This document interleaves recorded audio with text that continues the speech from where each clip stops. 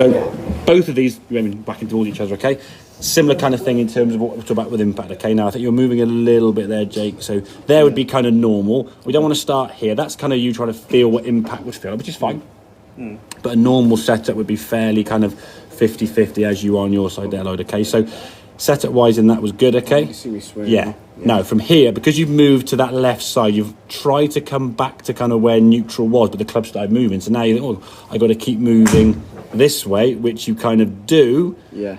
And now you moved quite a long way. Now this one's lifted off the ground. There's a lot of movement excessively to the left-hand side there. Now, in fairness, you in this case, you do get back to the ball with a reasonable spot. Now, as your left hip got back to where it could have got to, probably not as far as it could do.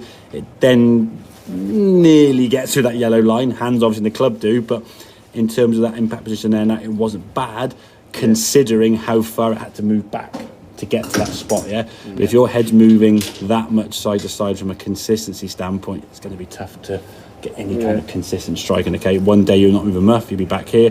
One day you'll move too much and you'll be hitting the ball over the top there. I think I'm turning. Swinging. Yeah, exactly, yeah.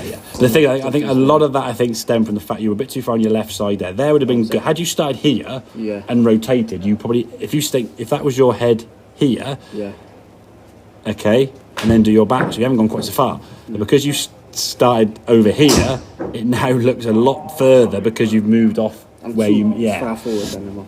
Well, in this cab, I think that was more you just trying to feel what impact felt like, okay? But in terms of the actual overall impact position, as I said, that isn't too bad a spot in fairness. The arm there and the club creating that sort of reverse K, as we said. So you're in a good spot there in terms of impact, but just you've had to move so far back into it from a consistency standpoint, it's not going to work, okay? So from your point of view then, Lloyd, in this position, again, good backs, the left wrist, the right wrist now, and the hand of the club are looking a lot less this way. They're more flatter, which is good. We talked about last time, okay? Club face now is straight. It's a good turn, to be fair.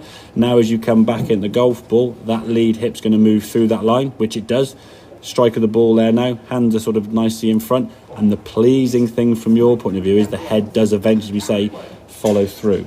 What you've got to practice and feel is what does it feel like when you're at the golf ball here now for your arms and your hands and how they're going to position to be to have the club face aiming what would feel at the moment left to target.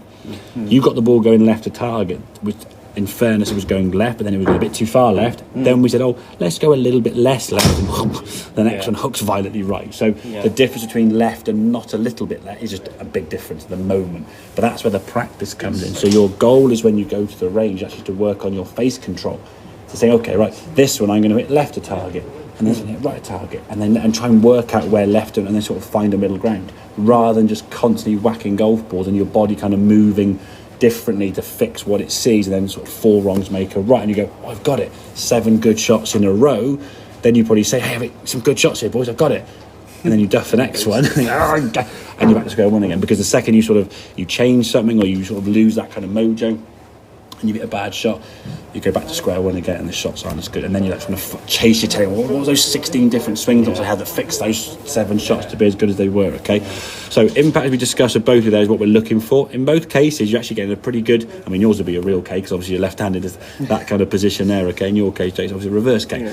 But that you can see is what we're looking for in terms of an impact position. Your body's moving towards target. Now, from your point of view there, Lloyd, that's going to change your low point, yeah? You said in the past you hit the ground a lot behind the ball. And what you did, like every golfer does, they're stood up here now, right? And they're hitting the ground. There's the ball, and they're hitting the ground there. Yeah. And they go, I tell you what, I'm going to fix this. I'm going to put the ball there. And then what happens is they're aiming for the ball there, and they hit the ground here.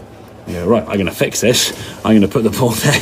And then they hit the ground, and they just keep going back and back and back and back. Because when you're trying to hit the ball where it is now, and you're hitting the ground behind the ball, it's not because the ball's in the wrong spot, it's a swing fault. But if you move the ball back, you're then trying to hit the ball here, but the swing fault's causing the club to hit the ground early, so hit the ground, you just keep going with it, yeah? So the fix is not putting the ball, in some ways the fix is putting the ball here.